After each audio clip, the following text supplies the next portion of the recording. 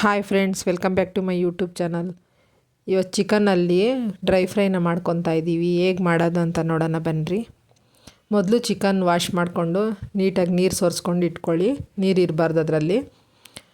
ಉಪ್ಪು ಮತ್ತು ಅರಿಶಿನ, ನಿಂಬೆಹಣ್ಣು ಅರ್ಧ ಹೋಳಲ್ಲಿ ಸ್ವಲ್ಪ ಚಿಕ್ಕದಾಗಿ ಕಟ್ ಮಾಡ್ಕೊಂಡಿದ್ದೀನಿ ನೋಡಿ. ಈಗ ಉಪ್ಪು ಅರಿಶಿನ ರುಚಿಗೆ ತಕ್ಕಷ್ಟು ಹಾಕ್ಬಿಟ್ಟು ಕಲಸಿಗ್ಬೇಕು ಅದನ್ನು ನೋಡಿ. ನಿಂಬೆಹಣ್ಣು ಜ್ಯೂಸ್ ಹಾಕ್ಕೋಬೇಕು.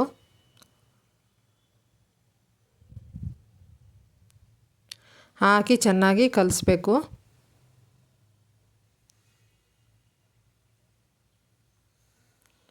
ಈಗ ಕಲಸೋದ್ರಿಂದ ಈ ಥರ ನೆನೆದ್ರೆ ತುಂಬ ಚೆನ್ನಾಗಿರುತ್ತೆ ಇದು ಅಂತ ಕಲಸಿಕ್ತಾ ಇದ್ದೀನಿ ಮೊದಲೇ ಡ್ರೈ ಫ್ರೈಗೆ.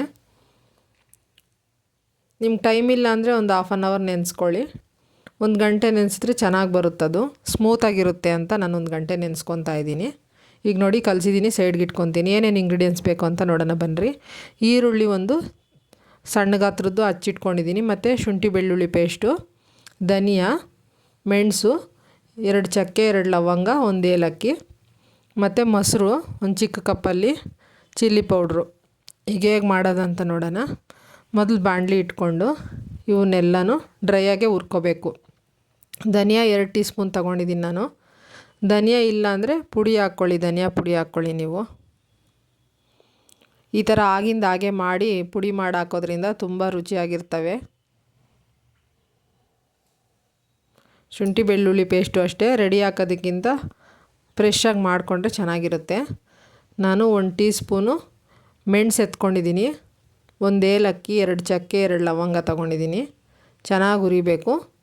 ಎಲ್ಲ ಒಂದೇ ಸಲ ಹುರಿಯೋಕ್ಕಾಗಲ್ಲ ಅಂದರೆ ಒಂದೊಂದಾಗೆ ಹುರ್ಕೊಳ್ಳಿ ಲೈಟಾಗಿ.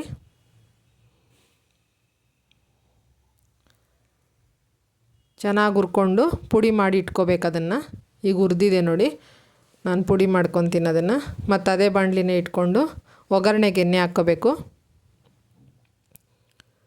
5 ಟೀ ಸ್ಪೂನ್ ಹಾಕ್ಕೊತಾ ಇದ್ದೀನಿ ನಾನು ಇಲ್ಲಿ ಎಣ್ಣೆ ಹಾಕ್ಕೊಂಡು, ಎಣ್ಣೆ ಕಾದ್ಮೇಲೆ ಈರುಳ್ಳಿ ಕತ್ತರಿಸಿಟ್ಕೊಂಡಿರ್ತೀವಲ್ಲ ಅದನ್ನು ಹಾಕ್ತಾಯಿದ್ದೀನಿ. ಚೆನ್ನಾಗಿ ಫ್ರೈ ಮಾಡ್ಕೊಳ್ಳಿ ಎಣ್ಣೆಯಲ್ಲಿ.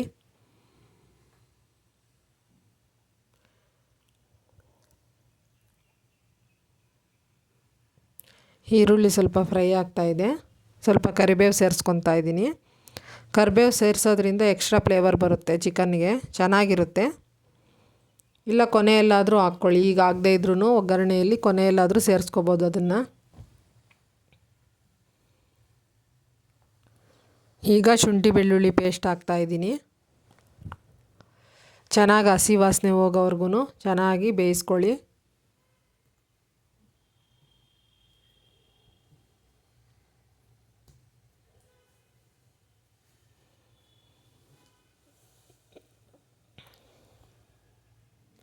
ನಮ್ಮ ಚಾನಲ್ ಇನ್ನೂ ಯಾರು ಸಬ್ಸ್ಕ್ರೈಬ್ ಮಾಡಿಲ್ಲ, ಪ್ಲೀಸ್ ಸಬ್ಸ್ಕ್ರೈಬ್ ಮಾಡ್ಕೊಂಡು ನೋಡಿ.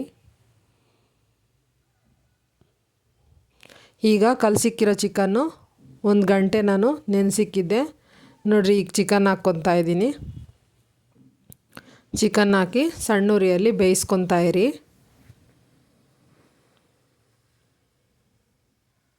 ಇದಕ್ಕೆ ಜಾಸ್ತಿ ನೀರು ಸೇರ್ಸಂಗಿಲ್ಲ, ಆದ್ದರಿಂದ ಒಗ್ಗರಣೆಯಲ್ಲೇ ಚೆನ್ನಾಗಿ ಬೇಯಿಸ್ಕೊಳ್ಳಿ. ಆದಷ್ಟು ಬೇಗ ಬೇಯುತ್ತೆ, ನೆನೆಸಿರ್ತೀವಲ್ಲ ಆದ್ದರಿಂದ ಬೇಗ ಬೇಯುತ್ತೆ. ಆದಷ್ಟು ನಾನಿಲ್ಲಿ ಸ್ವಲ್ಪ ಬೋನ್ಲೆಸ್ಸೇ ತೊಗೊಂಡಿದ್ದೀನಿ.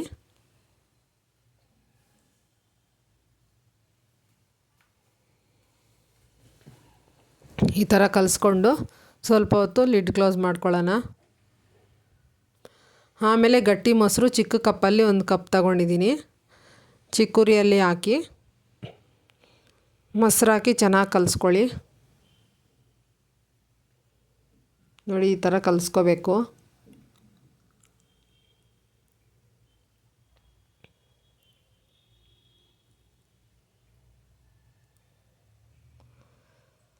ಕಲಿಸ್ಕೊಂಡು ಬೇಯಿಸ್ಕೊತಾ ಇರಿ. ಮತ್ತು ಸ್ವಲ್ಪ ಚಿಲ್ಲಿ ಪೌಡ್ರು ಹಾಕ್ಕೋಬೇಕು. ಚಿಲ್ಲಿ ಪೌಡ್ರ್ ಹಾಕ್ಕೊಂಡಿಲ್ವಲ್ಲ, ಖಾರಕ್ಕೆ ತగ్గಟ್ಟಾಗ ಹಾಕ್ಕೊಳ್ಳಿ.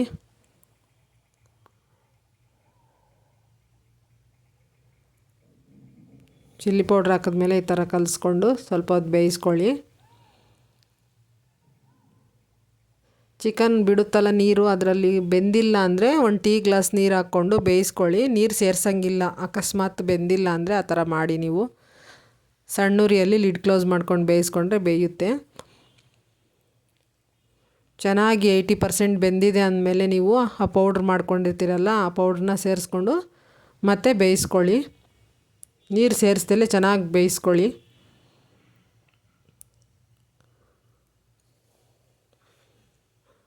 ಪೌಡ್ರ್ ಹಾಕೋದ್ರಿಂದ ತುಂಬ ಫ್ಲೇವರ್ ಚೆನ್ನಾಗಿರುತ್ತೆ. ಒಂದೊಂದು ಪೀಸೂ ಘಮ ಚೆನ್ನಾಗಿರುತ್ತದು. ಚೆನ್ನಾಗಿ ಬೇಯಿಸ್ಕೊಳ್ಳಿ. ನೀರು ಹಾಕದೇ ಇದ್ದರೆ ಚೆನ್ನಾಗಿ ಕುದಿಯುತ್ತೆ, ಅದಕ್ಕೇ ಹಿಡಿಯುತ್ತೆ ನೋಡಿ. ಈಗ ಲಿಡ್ ಕ್ಲೋಸ್ ಮಾಡಿದ್ದೀನಿ ಸ್ವಲ್ಪ ಹೊತ್ತು ಬೇಯಿಸ್ಕೊಳ್ಳೋದಕ್ಕೆ.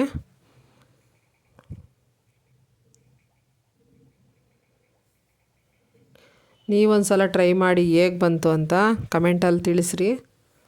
5 ನಿಮಿಷದಲ್ಲಿ ಈ ರೆಸಿಪಿನ ಮಾಡ್ಬೋದು. ರಸಮ್ಮು ಬೇಳೆ ಸಾರು ಮಾಡ್ಕೊಂಡಾಗ ಸೈಡ್ ಡಿಶ್ಶಾಗಿ ಮಾಡ್ಕೋಬೋದು ಈ ಡ್ರೈ ಫ್ರೈನ. ತುಂಬ ಚೆನ್ನಾಗಿರುತ್ತೆ ಫ್ರೆಂಡ್ಸ್ ಇದು.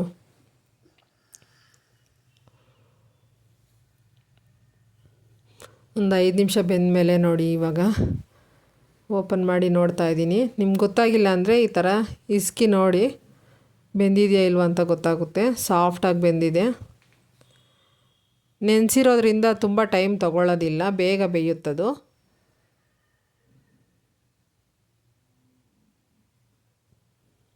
ನೋಡಿ ಈಗ ಡ್ರೈ ಫ್ರೈ ರೆಡಿ ಆಯಿತು.